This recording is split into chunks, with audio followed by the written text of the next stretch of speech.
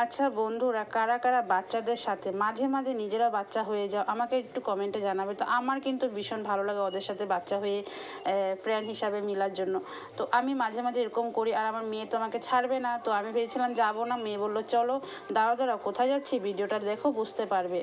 তো বুঝেছো কিনা একটু কমেন্টে জানাও। আমরা এসেছি চার্জে, এটা কিন্তু 25শে ডিসেম্বরের ভিডিও, বড়দিনে। তো ভেবেছিলাম যাব না, কিন্তু মেয়ে বলল তুমি চলো না, তো আমরা কেমনে যাব, ঠিক কোথায়, তো আমি না নিয়ে গেলে ওরা কেমনে যাবে।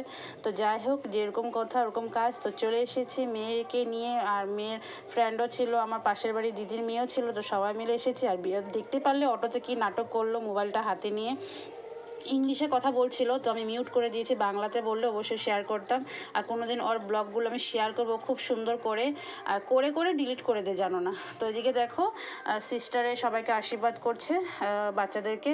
তো আমিও এখানে দাঁড়িয়েছি, আর আমার মেয়েরা কি করছে দাঁড়াও দেখাচ্ছি।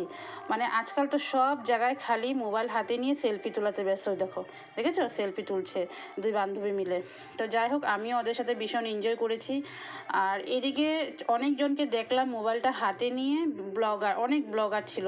তো সবাই ব্লগ করছিল, তো আমারও ভালোই লাগলো। আজকাল আগে তো মানুষের ভিডিও অন করতে মানে লজ্জা পেত, তো এখন লজ্জা নেই, এখন সবাই ভিডিও করে নিজের মনের মতন।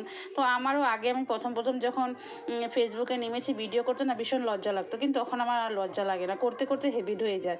আর এদিকে দেখো রাতটা এত সুন্দর লাগছে না, লাইটিংয়ে সাজিয়েছে, অন্ধকার, তা আমাদের লাইটিং টনি লাইটের মানে জাস্ট কালী পূজার যে সিনগুলো থাকে না, আমার মনে পড়ে গেছে। আমার ভীষণ ভালো লাগছিল ওই জায়গাটা আমাদের দাঁড়িয়ে। এদিকে তো সাইডে মেয়েরা ফটো তোলাতে ব্যস্ত, এদিকে আমি এদিকে ভিডিওতে ব্যস্ত। মানে কি বলবো, আর ভালোই লেগেছিলো, ভেবেছিলাম আসবো না করে। তো মেয়ে আমাকে জিজ্ঞাসা করলো মা এসে কীরকম লেগেছে, আমি বলছি না ভালোই লেগেছে।